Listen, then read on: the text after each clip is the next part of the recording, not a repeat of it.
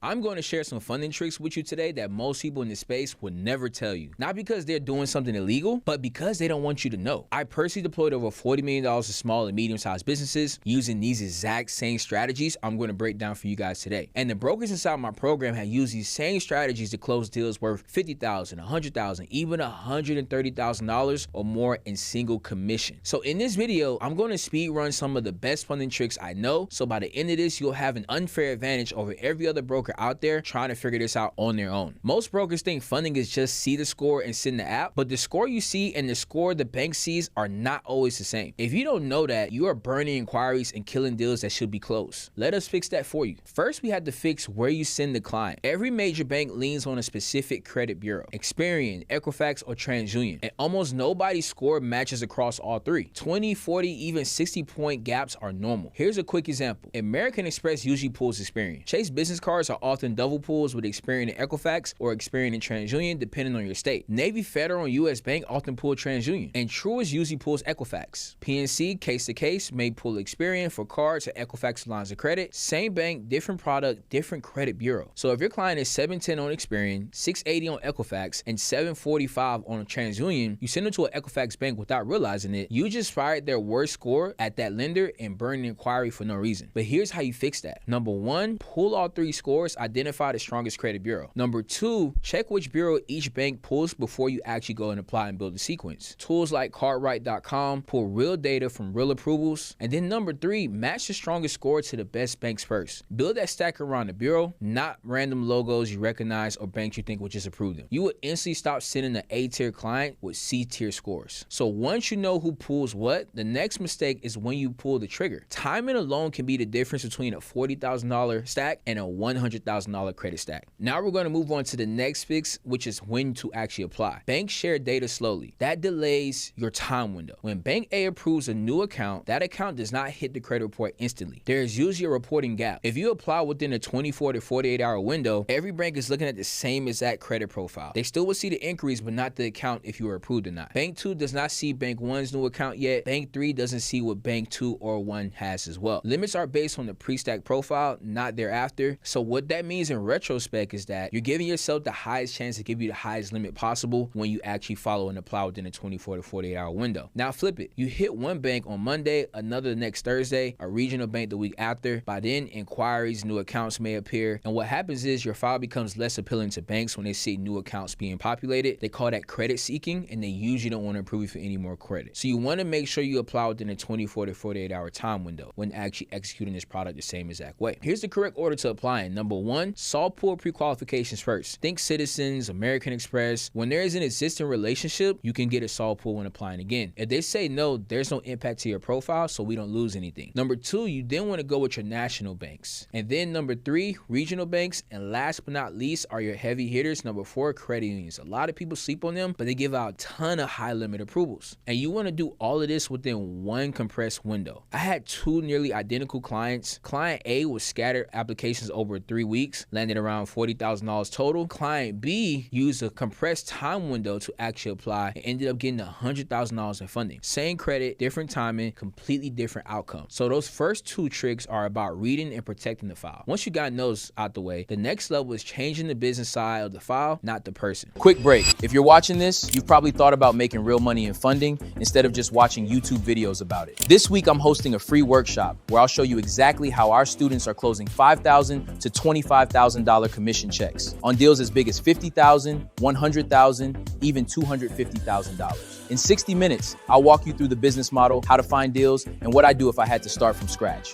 Click the link below, save your seat, and come right back to this video. So here's the next major level we can actually pull when it comes to business funding. How old does the business look? Banks don't just care who is applying, they care how long the business has been around. A 6-month-old LLC screams unproven, still new in business, which screams risk. A 3-year-old LLC with clean records feels more stable and lenders are more likely to lend to you. This is where age corporations actually come into place to help you maximize the amount of funding you can get. A proper age corporation is a legal form entity kept completely clean, no debt, no UCC filings, no negatives, a few years old, and sitting on the shelf waiting to be acquired. When used correctly, it removes the too new objection overnight, which allows you to maximize the amount of funding you can get. Banks see a 2 to 4 year old business instead of a brand new LLC, and such suddenly the ceiling moves. Few things you want to clarify when buying a shell corp. Verify that it's clean, check the Dun & Bradstreet and NAV, make sure there's no liens, UCC, or negatives on that actual business. It needs to be at minimum 2 years old. Younger than that and you lose most of the benefit. It needs to be in a low-risk industry as well with a neutral name. No funding, no high-risk names, no capital, no aggressive finance language. Keep the name very boring and generic, trust me. And you need the full paperwork, articles of organization, operating agreement, proof of age, certificate of good standing. One of my brokers dropped a client into a clean age corporation and pulled $90,000 from Chase just alone. That is $9,000 in commission from one single bank on one single deal. Same personal credit, but without the age, they would have probably been stuck at maybe a $20,000 approval. This is a scaling tool, not a band-aid. It removes the age barrier, but it doesn't fix bad credit. Now, age is one thing, but there's another part of the business file that can kill a deal in seconds. And it's literally a 6-digit code most brokers never even look at. Once we handle the age problem, the next problem that we can come across is fixing what industry the business is on paper. Every US business has a NAICS code. That code tells a lender what industry you're in. Before they analyze the file, they analyze the industry. Some codes are pre-flagged as high risk, like trucking, real estate, construction, heavy equipment, broad consulting categories in some cases. Others are very low risk, like professional services, education, marketing, processing services. But here's the kicker. Most owners never choose their code intentionally. Usually the state, the bank, or their CPA usually slaps something on the file, and that mystery code has been quietly sabotaging approvals ever since. Here's what you do as a broker. Step 1, you want to pull 3 data points. 1, Dun & Bradstreet. 2, Secretary of State. And 3, their business bank profile. Step number 2, you want to make sure all 3 match. Mismatched industries are an instant red flag to lenders. You don't want to be in different industries like coaching at the bank, trucking at for Dun & Bradstreet, and consulting on the Secretary of State. If an underwriter sees that, they're 100% going to hit the brakes when it comes down to approving you for business funding. Step 3, if the current code is high risk, reclassify it to a lower risk to something more accurate. You're not lying, you are choosing the best legitimate description that reduces unnecessary risk. This one change can be the difference between a $30,000 approval and a $100,000 approval with the same exact credit profile, the same bank, and the same application. So by this point, if you dialed in credit bureau targeting, timing, business age, and the industry code, you are already ahead of most brokers. But deals can still die right at the finish line. That is what the last 2 tricks are about. Now we move from how we look on paper to how your money moves. All alternative lending products live or die on 4 months of business bank statements. That's how the lender verifies your revenue and your risk. Without clean statements, there is no deal at all. Here's the modern problem. A huge percentage of business owners are using fintech banks like Chime, Cash App, Relay, Mercury, Bluevine, Novo. They're great for convenience, but terrible for approvals in the alternative lending space. Most business lenders don't accept those type of statements. Why? Because most of these platforms are not under the FDIC and regulatory frameworks traditional banks operate on. Underwriters don't trust those statements, so they decline the files before they ever even make it to underwriting. What lenders do want to see is simple: a real business checking account at a real bank or credit union with consistent business deposits. So you do one or 2 things. Option 1, it is not urgent. Have the client open up a legit business checking account at a Chase, Wells Fargo, Bank of America, or solid credit union, something that's FDIC approved. Run all business transactions through that account for at least 4 months to get those statements. Then bring the file back. Or we can go with option 2.